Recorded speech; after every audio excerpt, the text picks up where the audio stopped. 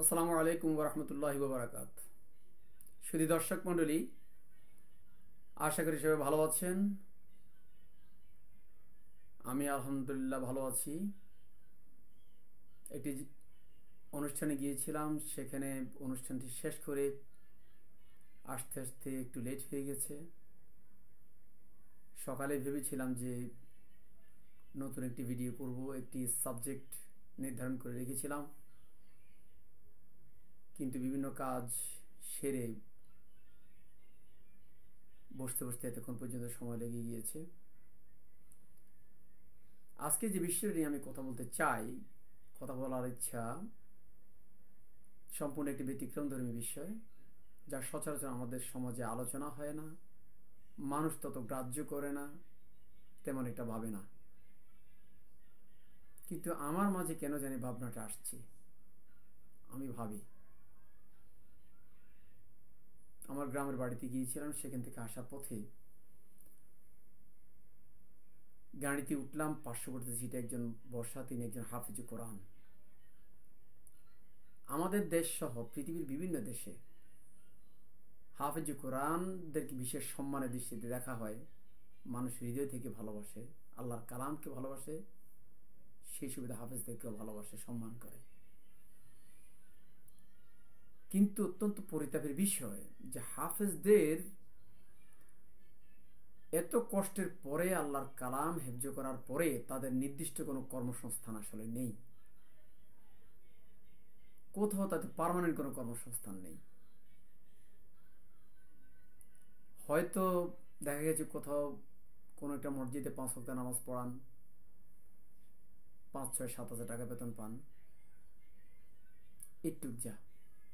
অথবা কোনো একটা হাফেজি মাদ্রাসায় উনি শিক্ষকতা করেন, বা এখন নুরানি মাদ্রাসা বেরিয়েছে, সেখানে শিক্ষকতা করেন, এটুকুই যা। আর রমজান মাসে তারাবি পড়ান, সেখানে 1 বছর অন্তর রমজান আসে, ঈদ আসে, সে উপলক্ষে তারাবি পড়াইলে 20, 30, 40, 50 যা পান, এই জাতীয়। কিন্তু এখন আমাদের সবার কাছে একটি আবেদন, একটি প্রশ্ন রেখে আমি আজকে বলতে চাই যে কোরআনে হাফেজদেরকে এত সম্মান করেন, এত ভালোবাসেন আমাদের মাঝে, আমাদের সমাজের লোকেরা, কিন্তু তারা যে প্রতি মাসে 6-7 হাজার টাকা রুজি হয়, কিভাবে তারা তাদের সংসার চালান?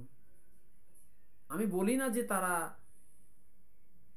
না খাইয়ে থাকেন বা এমন কিছু, সম্মান করেন, খাওয়া দাওয়াও একবারে কিভাবে খান, মানুষ দাওয়াত দেয়, খান, কিন্তু সংসার আছে, স্ত্রী আছে, বাল বাচ্চা থাকে, তাদের জন্য তো খরচ করতে হয়, তাই না? পার্মানেন্ট একটা জব, পার্মানেন্ট কোনো কিছু তাদের সাধারণত হয় না। ঘন ঘন চাকরি চলে যায়, চাকরি কোনো স্থায়িত্ব নেই। মসজিদের ইমামের যেরকম অবস্থা হয় আর কি, এই হাফেজ হোক বা মসজিদের যারা ইমামতি করেন, ইমামদের জন্য আমি আর পৃথকভাবে কথা বলার ইচ্ছে রইল, আজকে আমি হাফেজদেরকে নিয়ে বলবো।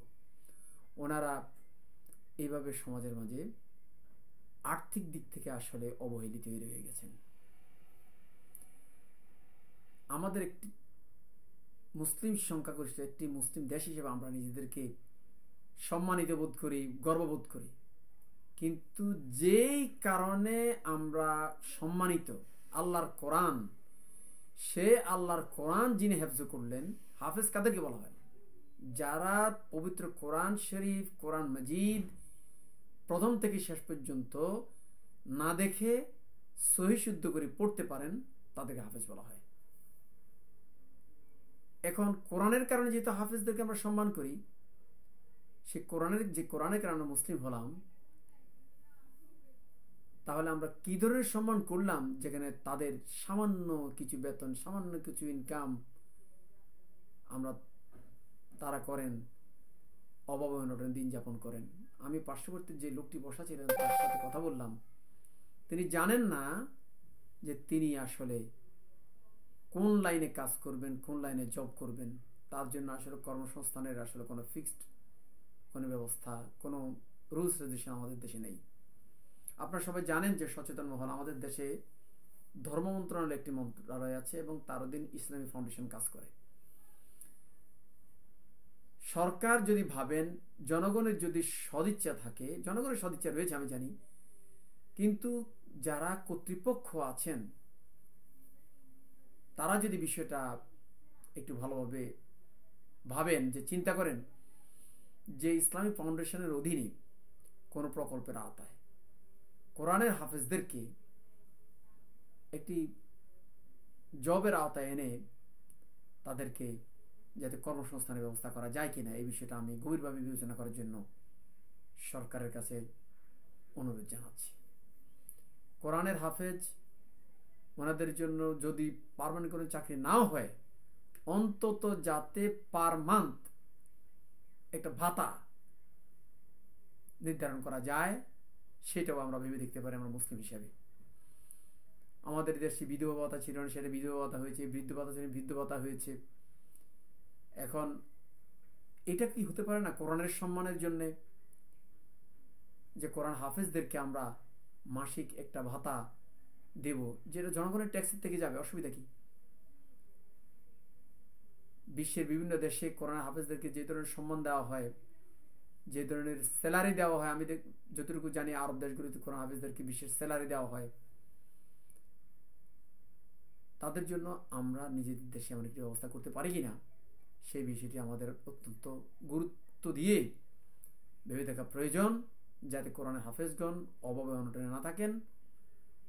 এবং এই কাজটা যদি করা যায়, তাহলে হাফেজ কোরআন সৃষ্টির জন্য, হাফেজ কোরআন তৈরি করার জন্য সমাজে মানুষের মধ্যে সচেতনতা, আগ্রহ আর বহুগুণ বৃদ্ধি পাবে।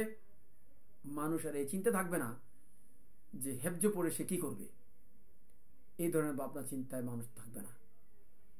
আবার এখানে একটা সমস্যাও আছে। একজন হাফেজ ধরেন 5-7 বছর বয়স পূর্ণ হলে পরে হেফজ শুরু করতে পারেন। 5 বছর পূর্ণ হলে বা 6 বছর পূর্ণ হলে হেফজ শুরু করতে যান, হেফজ শেষ করে বের হতে আরো 5-7 বছর লেগে যায়। যখন বের হয় তার বয়স থাকে 12-14 বছর বা 10-11 বছর। এই অবস্থায় সে যখন সাধারণত মাদ্রাসায় তারা ভর্তি হন, দেখা যায় যে তিনি অঙ্ক শিখেননি, ইংরেজি শিখেননি, যোগ বিয়োগ পূরণ ভাগ এই সমস্ত কিছুর সাথে পরিচয় হয়নি, বাংলাও পারেন না। এই অবস্থায় তাদেরকে নিয়ে শিক্ষা প্রতিষ্ঠানগুলো বেকায়দা পড়ে। আমি একজন শিক্ষক হিসাবে আমার অভিজ্ঞতা থেকে, আমি একজন মাদ্রাসা শিক্ষক, আপনারা সবাই জানেন আমি রাষ্ট্রবিজ্ঞানের একজন সহকারী অধ্যাপক হিসাবে মাদ্রাসায় চাকরিরত আছি, শিক্ষকতা পেশায় আমি আছি। আমি যে বিষয়টা দেখেছি বাস্তব জীবনে, সেই বিষয়টা আপনাদের সাথে তুলে ধরলাম, আপনাদের কাছে তুলে ধরলাম। অভিজ্ঞতা থেকে আমি তুলে ধরলাম আমার 28 বৎসরের শিক্ষকতা জীবনের যে সমস্ত অভিজ্ঞতাগুলো আমি সম্মুখীন হচ্ছি, এগুলো বিভিন্ন ধাপে ধাপে আপনাদের কাছে তুলে ধরার চেষ্টা করছি। সবাই দোয়া করবেন যাতে কথাগুলো বলে যেতে পারি, সমাজ, দেশবাসী এবং সবার জন্য যাতে উপকার বয়ে আসে, সেই জন্য সবাইকে দোয়া চেয়ে আজকের ভিডিওটি এখানে শেষ করছি। তার আগে একটি কথা, এখনো পর্যন্ত আমার চ্যানেলটি যারা সাবস্ক্রাইব করেননি, আশা করি সবাই সাবস্ক্রাইব করে নেবেন এবং উপকার নেওয়ার, উপকার পাওয়ার চেষ্টা করবেন। আমার জন্য দোয়া করবেন। আসসালামু আলাইকুম ওয়া রাহমাতুল্লাহি ওয়া বারাকাতুহু।